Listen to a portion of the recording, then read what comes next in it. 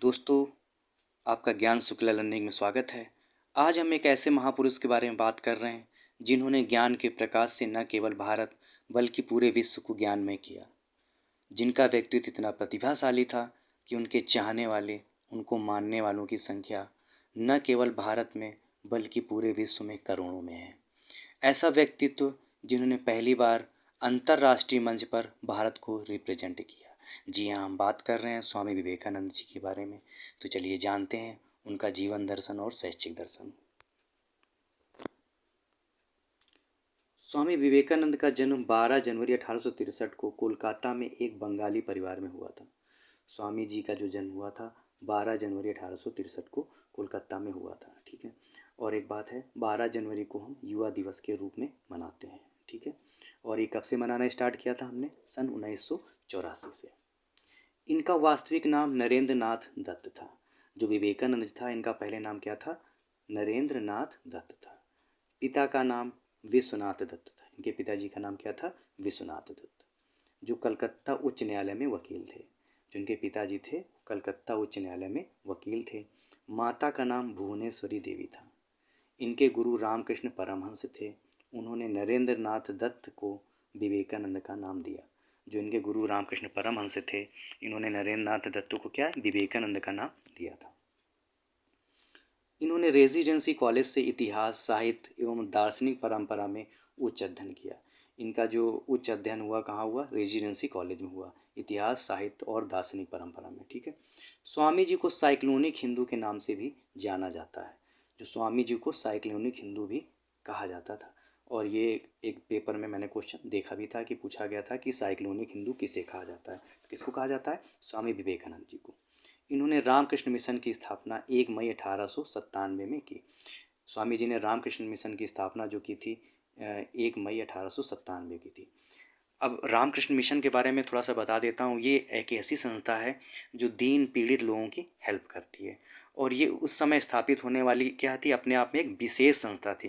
क्योंकि इसके पहले जो भी संस्थाएं स्थापित हुई थी वो कुरीतियों के विरुद्ध या दहेज प्रथा या बोलें तो बाल विधवा विवाह, इस तरह की सब उनके विरोध में सारी संस्थाएं स्थापित हुई थी। लेकिन ये जो संस्था थी क्या स्थापित थी? किसके लिए हुई थी? मानव सेवा के लिए हुई थी। ये वेदांती थे तथा अद्वैत दर्शन में विश्वास करते। इन्होंने 1893 में अमेरिका के शिकागो में आयोजित विश्व धर्म महासभा में भारत की ओर से सनातन धर्म का प्रतिनिधित्व किया था। जो पहली धर्म सभा का आयोजन हो रहा था शिकागो में 1893 में, उन्होंने विवेकानंद जी ने उसमें क्या किया था? सनातन धर्म का प्रतिनिधित्व किया था। ठीक है। इन्होंने 4 जुलाई 1902 में अपने शरीर को त्याग दिया। जो इनकी मृत्यु हुई थी 4 जुलाई 1902 को हुई थी। और 4 जुलाई को ही दोस्तों अमेरिका आज़ाद हुआ था। ठीक है। और अगर हम बोलें सनातन धर्म का जन्मदाता किसे कहा जाता है? तो ये किसको कहा जाता है? श्री कृष्ण भगवान जी को कहा जाता है। चलिए अब आगे देखते हैं। अब हम बात करेंगे जीवन दर्शन और शिक्षा दर्शन। स्वामी जी के अनुसार आत्मा परमात्मा का अंश है। ये मानते थे कि जो आत्मा है वो क्या है? परमात्मा का अंश है तथा अनादि और अनंत है। जब तक आत्मा अपने वास्तविक स्वरूप परमात्मा को नहीं पहचानती और उसे प्राप्त नहीं कर लेती, तब तक वह एक शरीर से दूसरे शरीर में प्रवेश करती रहती थी। वो मानते थे कि जो आत्मा है, जब तक क्या है अपने परमात्मा को या वास्तविक स्वरूप परमात्मा को नहीं पहचान लेती, तब तक क्या करती है? वो एक शरीर से दूसरे शरीर में प्रवेश करती रहती है या जन्म मरण हमारा चलता रहता है। और जब वह अपने वास्तविक स्वरूप को समझ लेती है तब वह ऐहिक जीवन से मुक्त हो जाती है। और जब वो परमात्मा को या अपने वास्तविक स्वरूप को जान जाती है तो क्या है? जन्म मरण से या ऐहिक जीवन से वो मुक्ति पा जाती है। इनका दर्शन आदर्शवादी है तथा वेदांत, उपनिषद या आधुनिक वेदांत पर आधारित है।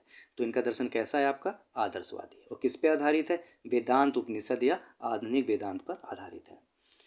इन्होंने नारा दिया था, उठो जागो तब तक नहीं रुको जब तक लक्ष्य प्राप्त नहीं हो जाता। इनका नारा था उठो जागो और तब तक नहीं रुको जब तक लक्ष्य प्राप्त नहीं हो जाता। ठीक है। अब हम बात करेंगे शिक्षा की अवधारणा की। स्वामी जी का मानना था कि कोई व्यक्ति किसी व्यक्ति को नहीं सिखा सकता, अपितु प्रत्येक व्यक्ति अपने आप ही सीखता है। स्वामी जी ऐसा मानते थे कि कोई किसी को सिखा नहीं सकता, बल्कि क्या है? व्यक्ति स्वयं सीखता है। बाहरी शिक्षक मात्र सुझाव प्रस्तुत करता है। ठीक है। जिससे भीतर के शिक्षक को सीखने समझने की प्रेरणा मिलती है। वो मानते थे कि जो बाहरी शिक्षक है वो क्या करता है, सुझाव प्रस्तुत करता है, और जो हमारा आंतरिक शिक्षक है उसको क्या इससे प्रेरणा मिलती है और वो सीखता है। इन्होंने कहा था मनुष्य की अंतर्निहित पूर्णता की अभिव्यक्ति ही शिक्षा है। जो मनुष्य है उसकी अंतर्निहित पूर्णता की अगर अभिव्यक्ति हो जाती है तो क्या है, वही शिक्षा है। ठीक है, अब हम बात करेंगे शिक्षा के सिद्धांत या आवश्यक तत्वों की। ठीक है, पहला देखिए, शिक्षा के द्वारा बालक में ऐसे गुण उत्पन्न हो जिससे वह आत्मनियंत्रण करने में सफल हो सके। तो इनका एक सिद्धांत था कि शिक्षा ऐसी होनी चाहिए जिससे क्या हो, उसमें ऐसे गुण उत्पन्न हो जिससे क्या करे, अपने में आत्मनियंत्रण करना सीख सके। नेक्स्ट है, सच्ची शिक्षा वह है जो चरित्र निर्माण करे, मनुष्य को स्वावलंबी बनावे, बुद्धि का विकास करे। ठीक है, स्वावलंबन पे जो विवेकानंद जी बहुत ज़्यादा ध्यान देते थे। नेक्स्ट है, शिक्षक और शिक्षार्थी के मध्य मधुर संबंध होने चाहिए। जो शिक्षक और शिक्षार्थी है उनमें कैसे संबंध होने चाहिए, मधुर संबंध होने चाहिए, प्रेमपूर्ण संबंध होने चाहिए। धार्मिक शिक्षा किताबों से नहीं संस्कारों से दें। जो विवेकानंद जी थे इनका एक सिद्धांत ये भी है कि जो धार्मिक शिक्षा किताबों से ना दें बल्कि कैसे, हम संस्कारों से दें। ठीक है, संस्कारों से जो शिक्षा दें वो धार्मिक शिक्षा दें। नेक्स्ट है, ज्ञान प्राप्ति के लिए ब्रह्मचर्य के पालन पर जोर दिया स्वामी विवेकानंद जी ने। विवेकानंद जी ने स्वावलंबन और ब्रह्मचर्य पे बहुत ही ज़्यादा ध्यान दिया है, जोर दिया है। तो ब्रह्मचर्य के पालन के लिए स्वामी जी ने बोला है कि अगर ज्ञान प्राप्त करना है तो हमें क्या, ब्रह्मचर्य का पालन करना पड़ेगा। ठीक है, नेक्स्ट है, शिक्षा ऐसी हो जो व्यक्ति के मानसिक, आत्मिक और शारीरिक विकास में सहयोग दे। उनके शिक्षा का सिद्धांत एक ये भी है कि शिक्षा ऐसी हो जो व्यक्ति के मानसिक, आत्मिक और शारीरिक विकास में क्या करे, सहयोग दे। नेक्स्ट है, शिक्षा का अंतिम लक्ष्य बालक को आत्मनिर्भर बनाने पर केंद्रित होना चाहिए। वो बालक को क्या है, आत्मनिर्भर बनाना चाहते हैं। तो मैंने आपको भी पहले ही बताया, स्वावलंबी, ब्रह्मचर्य और आत्मनिर्भर। ठीक है, तो वो ऐसा चाहते थे कि शिक्षा ऐसी होनी चाहिए जो व्यक्ति को क्या करे या बालक को क्या करे, आत्मनिर्भर बनावे। अब हम बात करेंगे शिक्षा के उद्देश्य की। शिक्षा के उद्देश्य कौन कौन से हैं। तो पहला उद्देश्य है आत्मविश्वास की जागृति। नेक्स्ट है राष्ट्र प्रेम की भावना का विकास। नेक्स्ट है आंतरिक गुणों का विकास।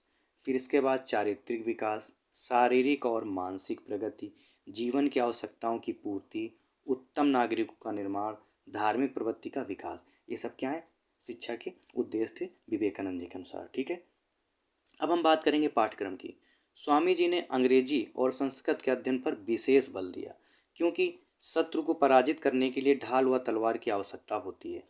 स्वामी जी ने जो उस समय चूँकि अंग्रेजी शिक्षा व्यवस्था प्रचलित थी, वो उससे संतुष्ट नहीं थे, खुश नहीं थे। तो उन्होंने कहा कि फिर भी उन्होंने कहा कि अंग्रेजी और संस्कृत के अध्ययन पर ध्यान दिया जाए, बल दिया जाए। क्यों ऐसा कहा होगा, क्योंकि अगर हम शत्रु को पराजित करना चाहते हैं तो पहले क्या है, उसको हमें समझना पड़ेगा। और उस समय हमारा शत्रु कौन थे, अंग्रेज़ थे। ठीक है, तो हमें अंग्रेजी के लिए उन्होंने इसलिए बोला कि हमें अंग्रेजी अध्ययन करना पड़े ताकि हम उनकी संस्कृति को जान पाएँ, उनको समझ पाएँ। ठीक है, तभी तो उनको हम पराजित कर पाएंगे। तो उन्होंने अंग्रेजी और संस्कृत के अध्ययन पर बल देने के लिए बोला।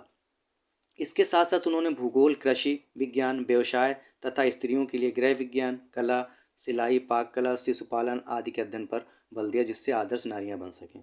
उन्होंने भूगोल के बारे में बोला, भूगोल के अध्ययन बोलना चाहिए। कृषि के बारे में, कृषि का अध्ययन होना चाहिए।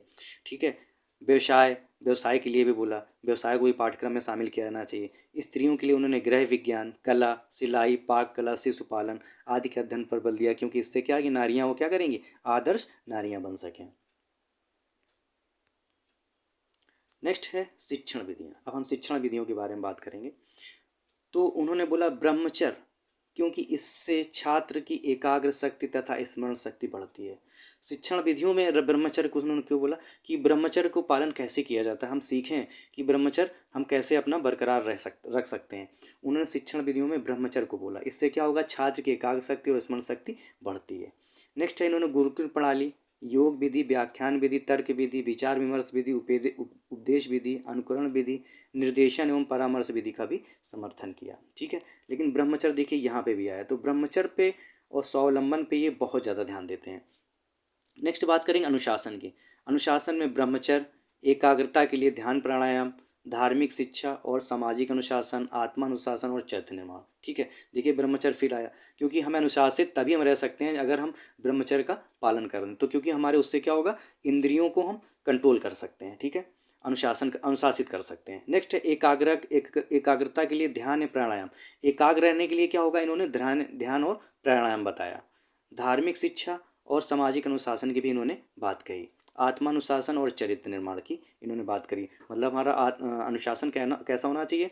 अनुशासन के लिए हमें ब्रह्मचर्य का पालन करना पड़ेगा, ध्यान प्राणायाम करना पड़ेगा, और क्या है, आत्मानुशासन और चरित्र निर्माण। आत्मानुशासन की उन्होंने बात करी कि अनुशासन कैसा हो, अपने द्वारा हो, आत्मा के द्वारा हो आत्मानुशासन। ठीक है, तो अनुशासन, ये अनुशासन के बारे में इन्होंने ऐसा कहा। नेक्स्ट है शिक्षक।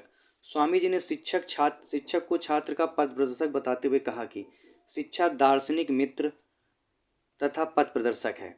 इन्होंने शिक्षक को क्या बताया, दार्शनिक मित्र और पथ प्रदर्शक बताया, जो बालक को अपने ढंग से अग्रसर होने के लिए सहायता प्रदान करता है। इन्होंने बोला कि शिक्षक कैसा होना चाहिए, दार्शनिक और मित्र या पथ प्रदर्शक है, जो बालक को अपने ढंग से अग्रसर होने में क्या करता है, सहायता करता है। ठीक है।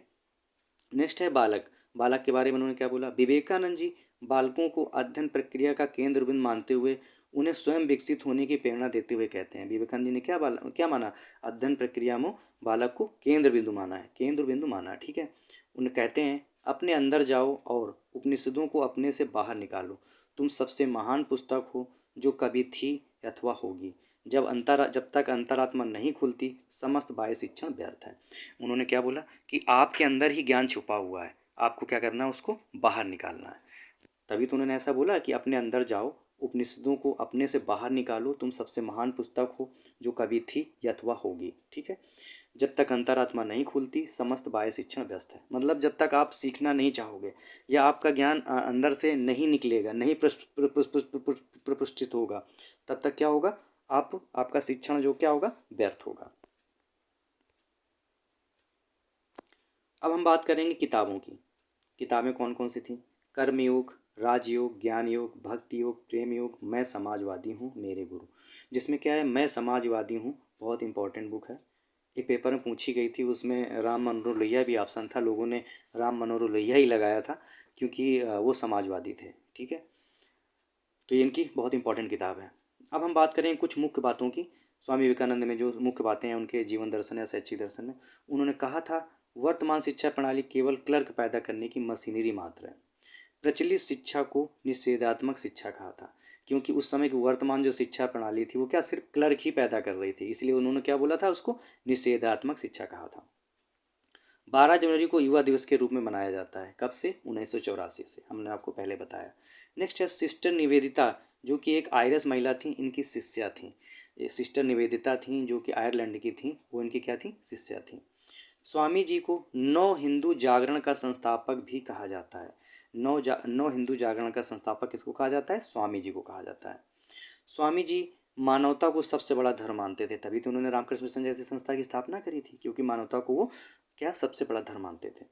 स्वामी जी ने न्यूयॉर्क में 1896 में वेदांत सोसाइटी और कैलिफोर्निया में शांति आश्रम की स्थापना की थी। 1896 में वेदांत सोसाइटी और कैलिफोर्निया की स्थापना किसने की थी, स्वामी जी ने की थी, कैलिफोर्निया में शांति आश्रम की स्थापना।